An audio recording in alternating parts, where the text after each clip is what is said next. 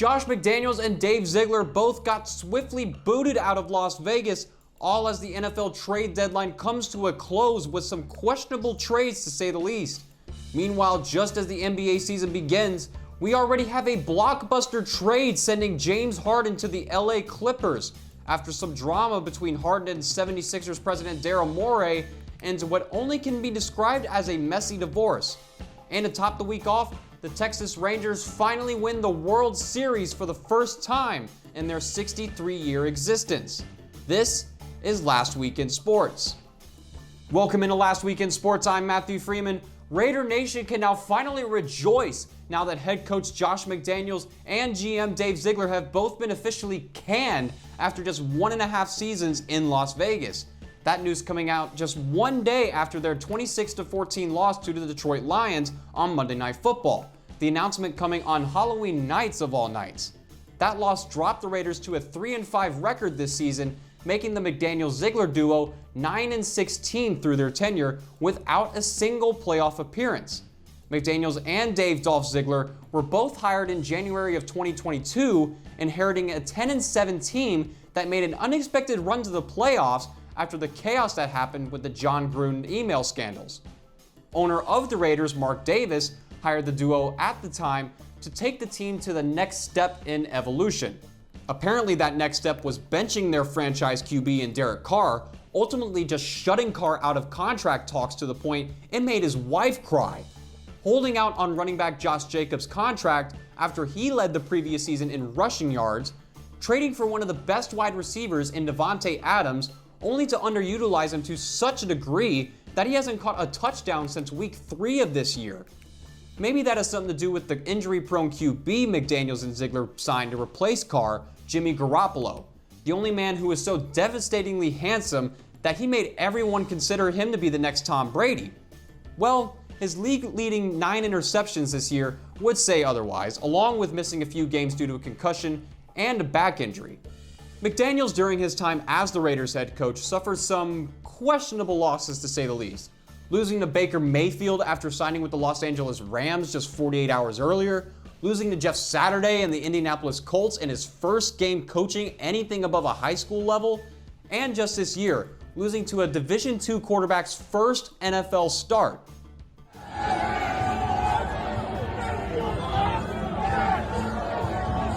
Yes, thank you. But what was Mark Davis expecting? Obviously not a better haircut. He's the only billionaire I know who still uses a salad bowl and safety scissors to cut his hair.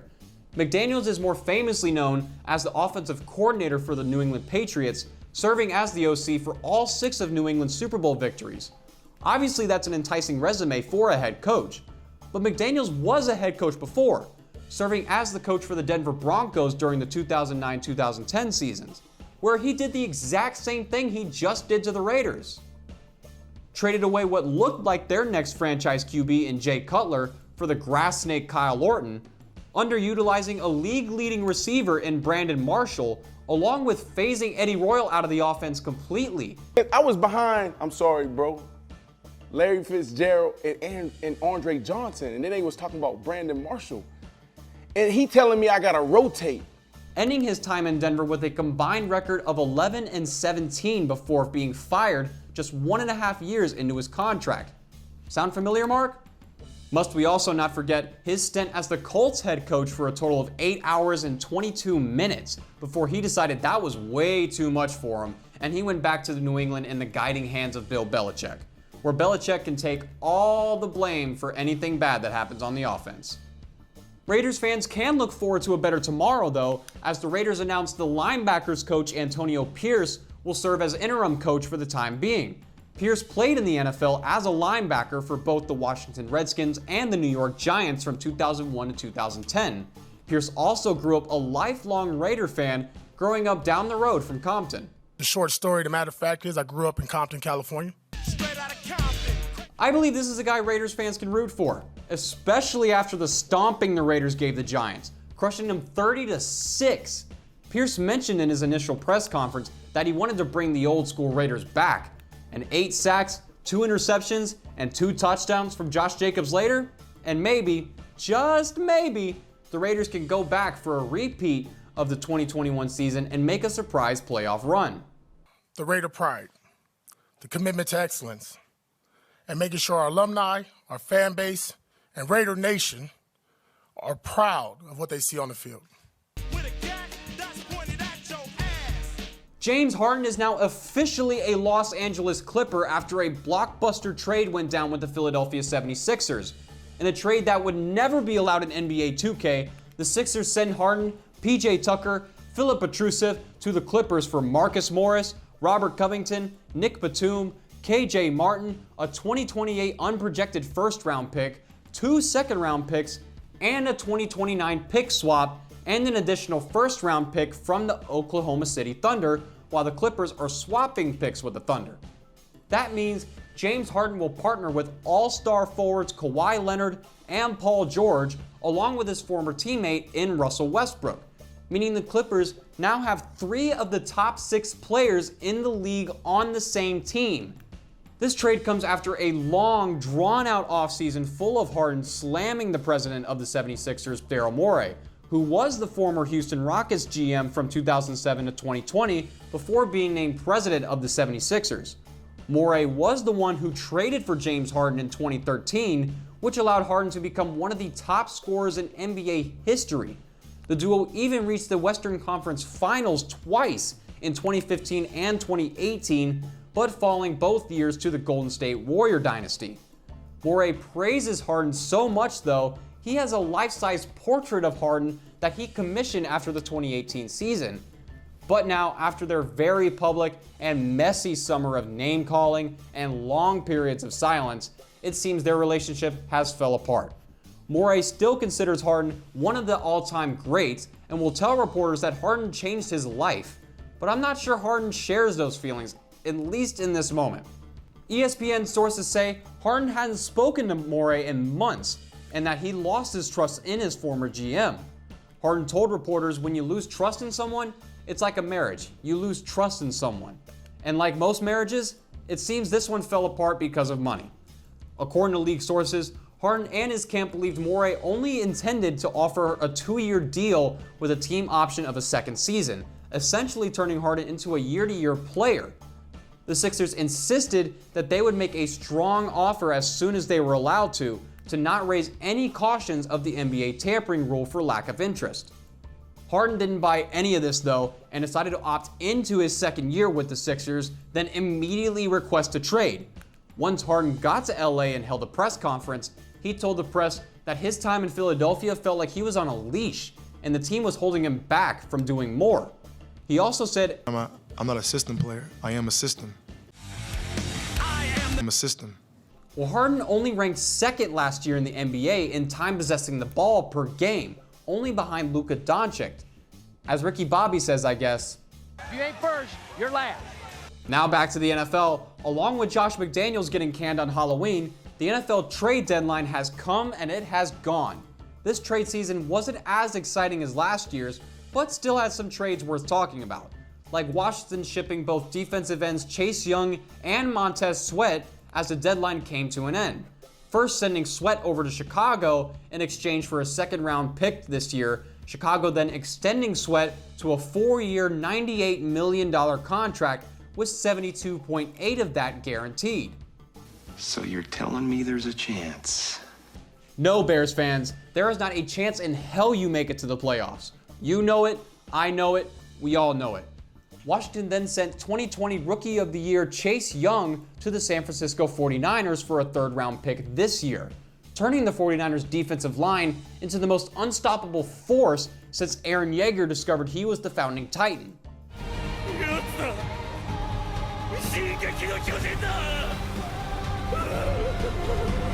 It was heavily speculated that Washington was going to ship one of these two because both were due for new contracts and Washington didn't want to pay both of them, which is understandable. It sucks to lose a key factor for your defense like Sweat or Young, but I don't think Commanders fans expected to see both of them traded. I know they're trying to wipe away anything associated before they became the Commanders, but either of these guys can change a defense, and now the Commanders have spent 2 first-round draft picks on these guys just to get a second and a third-round pick this year. Meanwhile, my team, the Minnesota Vikings, hoped to get some hope back within the locker room after captain Kirk Cousins went down for the season with an Achilles tear, trading for Arizona Cardinals quarterback Josh Dobbs along with a conditional 7th round pick for the Vikings' 6th round pick this year. Dobbs has shown that he can lead a team and manage a decent offense, completing over 62% of his passes this year as a starter for the Cardinals, along with 8 touchdowns and just 5 interceptions. And it seems the trade is well worth it so far. After rookie quarterback Jared Hall went down with a concussion in his first start, Dobbs ran in for a score as well as threw 2 touchdowns, including the go-ahead 6-yarder to Brandon Powell with 22 seconds remaining against the Atlanta Falcons on Sunday for their 4th straight victory. The amazing thing about that game though, Dobbs didn't take a single rep with the offense in practice, had never thrown a pass to any of his new receivers, and didn't even know most of their names. I got 3 words for you. You like that? Oh yes, my captain. I do like that indeed. In other NFL trade news, the Buffalo Bills sent a 3rd round pick to the Green Bay Packers to get cornerback Rasul Douglas and a 5th round pick. Douglas being brought in after the Bills lost Tre'Davious White for the season to an Achilles tear in hopes to keep the Bills defense one of the best in the league. Quarterback of the Bills, Josh Allen, had some not so nice words for Douglas when they played against each other last year. So things should be interesting in that locker room. We also have the Seattle Seahawks making a push for a sleeper NFC championship, acquiring Leonard Williams for the New York Giants for a 2nd round pick this year and a 5th round pick next year. The 2015 1st round draft pick will sure make an impact even in his 10th year in the NFL. Williams is still considered one of the best defensive linemen in the game right now, racking 21 total tackles with 1.5 sacks so far this season. But more importantly, it's some much needed help to their defensive line. The Atlanta Falcons also traded for defensive lineman Kentavious Street and a 2025 7th round pick with the Philadelphia Eagles for a 6th round pick this year, who managed to get an interception in his first game as a Falcon, the first one in Street's NFL career. The Jacksonville Jaguars sent the Vikings a 6th round pick for guard Ezra Cleveland, while the Detroit Lions acquired wide receiver Donovan Peoples-Jones from Cleveland for next year's 5th round pick, after veteran wideout Marvin Jones announced his retirement just a few weeks ago. Sources also told Adam Schefter on Sunday that the New York Jets tried to trade for Aaron Rodgers' former teammate in Devontae Adams, but was met with the answer, not a chance in hell. But maybe that's because the Raiders were too busy firing the guy who makes the trades the day of the trade deadline. Here's a little tip for the Raiders front office. If there's a trade deadline coming up, maybe it's best not to fire the guy who makes the trades. The Texas Rangers win the World Series! The Texas Rangers have won the 119th World Series. For the first time since the team was birthed in 1961, the Rangers have finally won the big one. After a season that barely saw them make the postseason by 1 game, in fact, then after what seemed like a difficult postseason for them against the Tampa Bay Rays and the Baltimore Orioles. However, the Rangers would shock the world by sweeping those first 2 teams, I'll say in a new postseason format, which is a story for another time, then win a 7-game series against the heavy World Series favorites, the Houston Astros, all to defeat the 84-win Arizona Diamondbacks to call themselves world champions.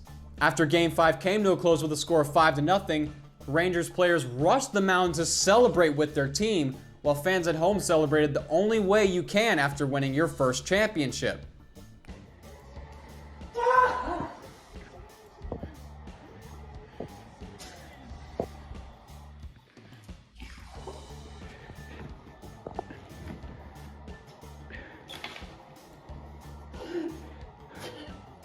The wife of that man joked around and told him that he cried more there than when his own son was born.